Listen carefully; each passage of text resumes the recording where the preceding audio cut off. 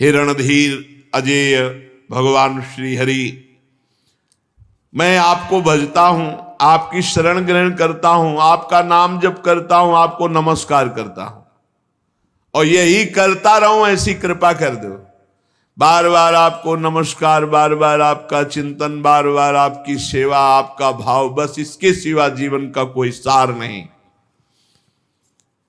सर्वदेव में भगवान श्री राम जी ने भगवान वशिष्ठ जी को अपना आचार्य बना करके बड़ी बड़ी यज्ञ की। सर्वदेव स्वरूप यज्ञ भोक्ता तो भगवान ही है, पर लीला पूर्वक अपने आत्मा का स्वयं यजन किया।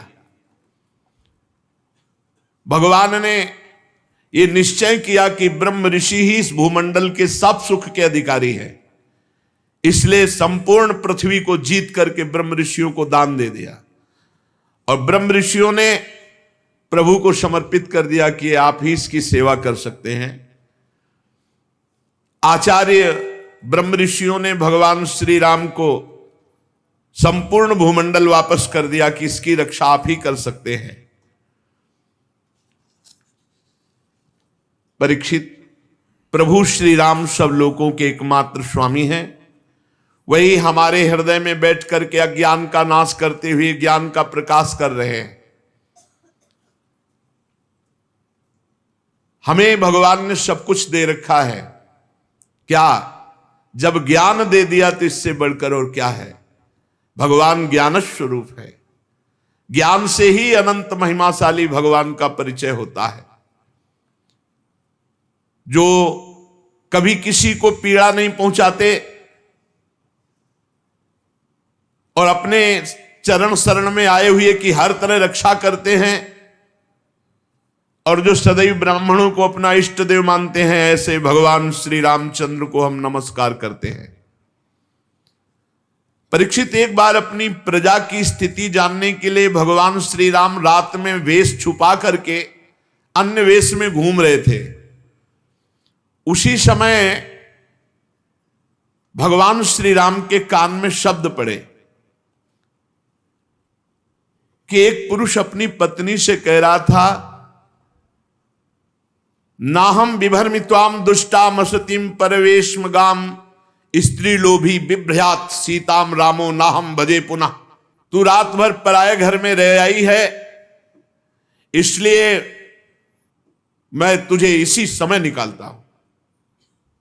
सचमुच संसार को प्रसन्न रखना टेढ़ी खीर है। भगवान सुखदेव जी कह रहे, देखो इस मूर्ख की मूर्खता, भगवान के राज्य में रह रहा, भगवान की महिमा को नहीं जान रहा, भगवान पर दोषारोपण कर रहा है। जब भगवान राम ने अपने कान से ये बात सुनी तो लोकापवाद के कारण श्री सीता जी का परित्याग किया। ये इसमें ये बात नहीं है, ये तो व्यवहारिक बात है। भगवान श्री राम जी ने देखा, भगवान का एक स्वभाव है कि अपने जन का अभिमान रहने नहीं देते। और लंका जैसे सुरक्षित देश पर आक्रमण करके लंकाधिपति रावण, कुंभकर्ण, मेघनाथ, नरांतक, ऐसे ऐसे देवांतक, इन सब का नाश, तो सबके हृदय में अहंकार जागृत था, सबके हृदय में। यहां तक कि जो भगवान के कृपा पात्र बानर बलि थे, जाम्बवान तक के हृदय में भी। जाम्बवान जी ने भगवान की भुजाओं की तरफ देखा और कहा, इतनी सुकोमल इनमें बल है कि नहीं, एक बार कैसे देखें। भगवान से कह तो सकते नहीं और चुप रहे, तो मार घूसो, कई दिनों तक पिटाई की थी भगवान ने कृष्णावतार में। कृष्णावतार में गुफा के अंदर कई दिनों तक पिटाई जाम्बवान की थी। और एक तो बलराम जी से भिड़ गया, राम जी का पार्षद जो बंदर था, द्विविध मयंद नील नल अंगद गद विकटास दधिमुख केहर निसठ सठ जामवंत बलरास, ये सब कपि सुग्रीव समाना, ये महान बलशाली थे। तो उसने राम जी की भुजाओं की तरफ देखा तो लक्ष्मण जी ने कहा, हम तुम्हें बताएंगे। तो तो जब लक्ष्मण जी बलराम जी बने ना, तब ये मिल गया।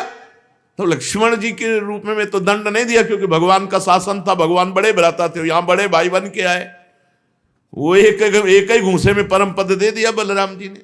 तो जितना परिकर था सबको अहंकार आ गया था। तो भगवान ने सोचा अहंकार का मर्दन कैसे हो, क्योंकि हम कैसे लड़े इनसे, पूरा परिकर कैसे लड़े। तो भगवान ने सोचा हम अपने अंश से इनको पराजित करेंगे। तो फिर ये लीला सीता जी को, अब सीता जी को जंगल में एकांत में छोड़ दिया। उधर भगवान वाल्मीकि जी ने जब देखा कि ये तो अरे चक्रवर्ती सम्राट महाराज दशरथ की कुलवधू सीता जो इस समय गर्भवती, ये सारा केवल अहंकार दूर करने का खेल था। और परंपरा थी ऋषियों के पास ही बालकों का पूरा पठन पाठन अध्ययन अध्यापन आदि की पूरी दीक्षा शिक्षा सब। तो वाल्मीकि जैसे महापुरुष, कई कारण ऐसे नहीं भगवान की अपवाद के कारण भेज दिए, ऐसे किसी ने कह दिया, धोबी ने कह दिया, भगवान ने भेज दिया। उसका कारण था अहम का नाश करवाना अपने जनों का, क्योंकि और कोई उपाय ही नहीं था कि हो सकता, कोई उपाय नहीं था। राम बल से बलवान को कोई नीचा दिखा सकता है, तो राम ही बल दिखा सकता है। तो वहां लवकुश का प्रादुर्भाव हुआ। महर्षि वाल्मीकि जी त्रिकालज्ञ महापुरुष, उन्होंने अपने ज्ञान के द्वारा पूर्ण धनुर्वेद सब वेदों से परिपूर्ण कर दिया लवकुश को। सामर्थ्य ऐसी कि त्रिभुवन में कोई लवकुश का सामना नहीं कर सकता। अब भगवान जब अश्वमेध यज्ञ, तो घोड़ा छोड़ा जाता है, तो घोड़ा छोड़ा गया, छोटे भाई कुश ने पकड़ लिया। थोड़ी देर जब नहीं आए तो लव व्याकुल हो गए, कहां है? तो देखा मस्तक पर लिखा होता था घोड़ा कहां का है, कौन का है, क्या सब पूरा। उन्होंने देखा अयोध्यापति चक्रवर्ती सम्राट राजा धीराज भगवान श्री राम। ये क्या किया? तो उन्होंने कहा इनके साथ सैनिक मुझे बहुत अहंकार भरे दिखाई दिए, मुझे लगा थोड़ा खेलूं इनसे युद्ध में। अरे बोले चक्रवर्ती सम्राट राम, राम का, जिन्होंने सिया का त्याग किया किसी नगरवासी के कहने से, तब तो बिल्कुल नहीं घोड़ा छोड़ूंगा, मैं देखूंगा कैसा वीर है राम के दल में। छोटे से कुश की बात सुनकर लो जी ने भी निश्चय किया, क्योंकि भगवत प्रेरित थे। अब जितने सैनिक थे एक को भी नहीं मारा, सबको मूर्छित कर दिया। उनमें से जिनको एक आध को होश आया लौट के अयोध्या गए, बोले जंगल में दो बालकों ने घोड़ा पकड़ा, अब आगे नहीं जाया जा सकता जब तक विजय श्री वहां नहीं होगी। हनुमान जी महाराज की तरफ देखा कि और योद्धा भेजने से पहले हनुमान जी महाराज तो ज्ञानी नाम अग्रगण्यम गए, देखा लो और कुश के हाथ में। तो उन्होंने सोचा ऐसा त्रिभुवन में वीर पुत्र किसका हो सकता है जो रघुनाथ जी के घोड़े को पकड़ ले। इतनी सामर्थ्य नहीं है, क्योंकि घोड़ा भी कोई साधारण थोड़ी भगवान के अश्वमेध यज्ञ का। तो जब उन्होंने अपनी भागवतिक दृष्टि से देखा तो भगवान के ही अंश लव को शरणागत हो गए। जैसे चाहो वैसे बांध लो, जैसे चाहो वैसे कर लो। जब ये खबर गई कि हनुमान जी को बालकों ने बांध लिया, तो पूरी अयोध्या में हाहाकार मच गया, पूरे वीरों में हाहाकार मच गया कि मेघनाद ने गलती की थी, मेघनाद ने गलती की थी, ब्रह्मास्त्र से बांधा। तो हनुमान जी एक बार तो सोचे, पर उनका ब्रह्मास्त्र की रक्षा करनी चाहिए, मर्यादा रखनी चाहिए, इसलिए बंध गए। और क्या मर्यादा रखी? जब सभा में गए और जब पूंछ में आग लगाई गई तो ब्रह्मास्त्र अपने आप छोड़ के अंतर ध्यान हो गया। ब्रह्मास्त्र हनुमान जी को बांध सकता है क्या? कोई भी अस्त्र हनुमान जी को नहीं बांध सकता। कोई वीर पैदा नहीं हुआ ऐसा जो हनुमान जी को बंधन में डाल सके, कोई वीर पैदा नहीं हुआ। अपने आप में आ जाए तो कोई है ही नहीं इनके बराबर। हनुमान जी को बांध लिया, शत्रुघ्न भरत लक्ष्मण सब तमा उठे। राम जी ने कहा एक एक एक एक जाओ। अच्छा, जे भी कहा भैया कोई अयोध्या की तरफ से आ रहा है। बोले सांवले रंग के हैं। बोले राम जी तो नहीं, श्री राम भी तो नहीं, बिल्कुल सावधान युद्ध के लिए एकदम। बोले राम जी जैसे लग रहे हैं लेकिन राम जी तो नहीं, क्योंकि उनकी गंभीरता अलग दिखाई देती। परिचय, जब इनका परिचय पूछते तब वो कहते वन देवी का पुत्र लवकुश हूं। सीता जी नाम उच्चारण नहीं करते थे। वन देवी का पुत्र हूं, लवकुश नाम है। आपका क्या परिचय है? अयोध्या नरेश महाराज राजा धीराज श्री राम के अनुज। तो फिर बातें क्या बनाते हो? सामर्थ्य है तो युद्ध। तो वहां के सब लोग हारे थे कि एक तो इतने गुलाबी गाल, छोटे छोटे अधर, ऐसी बातें कि सब उसी में लुट जाते, और दूसरी बात इतना कड़ुआ बोलते थे कि सबको लगता कि इन बालकों में इतना बल कैसे आ गया। एक को भी नहीं होश में रहने मारा, एक को नहीं, पूरे रामादल में किसी एक को भी प्राणघात अस्त्र नहीं चलाया लवकुश ने। और जब शत्रुघ्न जी, भरत जी, लक्ष्मण जी ये दिव्यास्त्र संधान करते तो महर्षि वाल्मीकि जी की मंत्र कवच रक्षा, सब अस्त्र शांत हो जाते। तो सबके होश खराब थे कि कोई अस्त्र काम नहीं कर रहा और इनके हर अस्त्र हमारे ऊपर काम कर रहे हैं, सबको मूर्छित।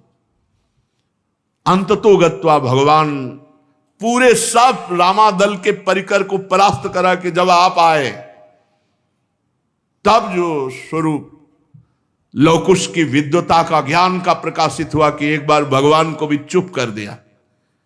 गर्भावस्था में वन देवी का त्याग, एक बाहरी व्यक्ति के कह देने से क्या आप अपनी प्रिया के हृदय की बात नहीं जानते? एक बाहरी ने कह दिया और आप त्याग कर दिए, आप युद्ध कीजिए हमसे।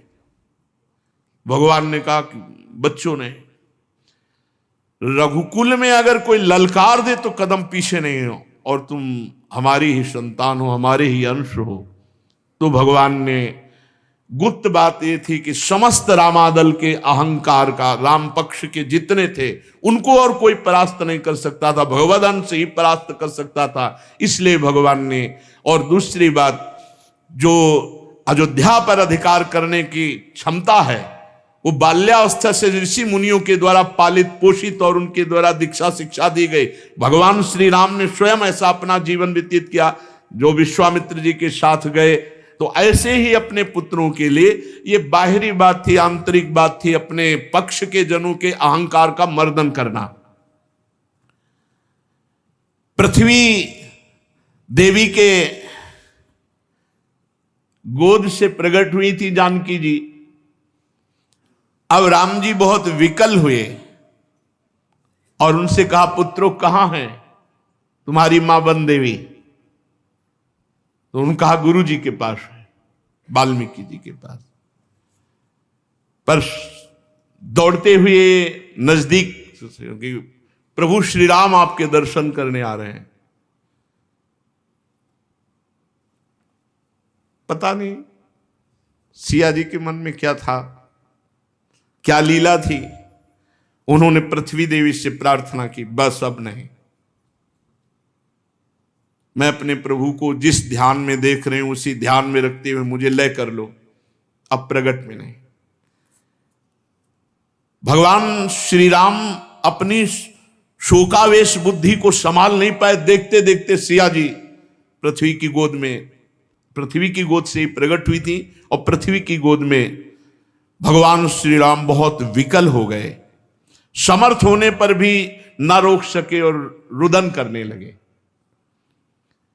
क्योंकि जानकी जी के पवित्र गुण, जानकी जी का समर्पण, जानकी जी की पवित्रता, जानकी जी का भाव, ये गुणगान करके भगवान अपने को रोक नहीं सके और रुदन करने लगे।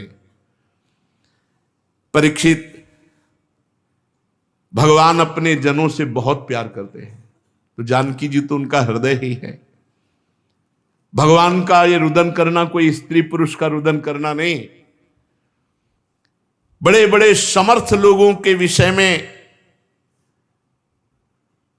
यह देखा गया है कि प्रेम में ऐसी स्थिति, जनक जी को भला पर जानकी जी जब विदा हो रहे हैं तो वो भी विकल हो गए।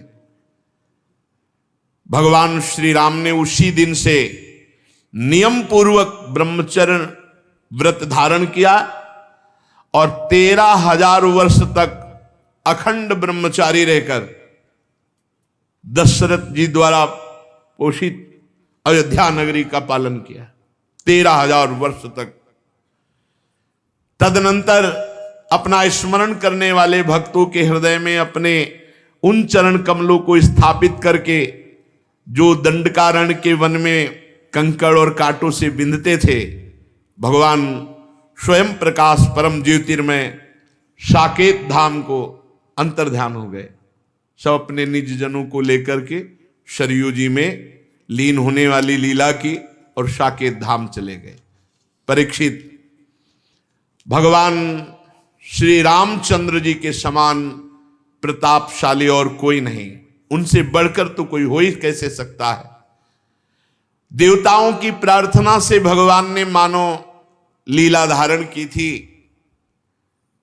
रघुवंश शिरोमणि भगवान श्री राम के लिए कोई बड़े गौरव की बात नहीं कि उन्होंने अस्त्र शस्त्रों से रावण को मार डाला या समुद्र में पुल बांध दिया। भला उन्हें शत्रुओं को मारने के लिए किसी बंदरों की सहायता की आवश्यकता है? ये सब भगवान की मधुर लीला है। भगवान के एक संकल्प से पूरी सृष्टि का विनाश, पालन और सृजन होता है। उनके लिए रावण आदि मारने के लिए कोई अवतार लेना पड़ेगा? मैं उन्हीं रघुवंश शिरोमणि भगवान श्री रामचंद्र जी की शरण ग्रहण करता हूं। परीक्षित, जिन्होंने भगवान श्री राम का दर्शन किया, स्पर्श किया, अनुगमन किया, वे सब कौशल देश निवासी भगवान के साकेत धाम को गए, जहां बड़े बड़े योगी साधना के द्वारा जाते हैं। जो पुरुष अपने कानों से भगवान श्री राम के पावन चरित्र को सुनता है, परीक्षित, सुनने मात्र से वो समस्त कर्म बंधनों से मुक्त हो जाता है। भगवान सच्चिदानंद में है, उनकी लीला गायन करना, लीला श्रवण करना, ये स्वतंत्र भगवत प्राप्ति का मार्ग है। केवल भगवत चर्चा श्रवण मात्र से भगवत प्राप्ति। भगवान श्री राम, भगवान श्री कृष्ण और भी भगवान ने जो अवतार धारण किए, ये धारण ही अपने भक्तों के लिए किए हैं कि उनका पावन जस गा गा करके समय व्यतीत करना और अंत में भगवान की दिव्य धाम में जाना। तो अपना एक भी मिनट व्यर्थ ना जाए। रोज सत्संग मिल रहा है तो उठते बैठते चलते फिरते क्रिया सहित या क्रिया रहित हमारे अंदर नाम चलता रहे। हमारा मन न लगे तब कोई भगवान के चरित्र पढ़ने लगे, भक्तों के चरित्र पढ़ने लगे।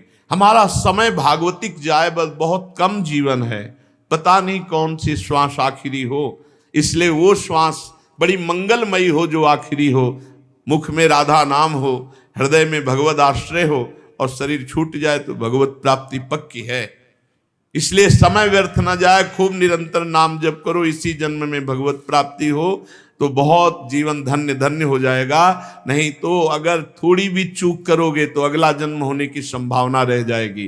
कोई भी मिनट श्वास खाली ना जाए। शेष चर्चा आगे। श्री राधा वल्लभ लाल।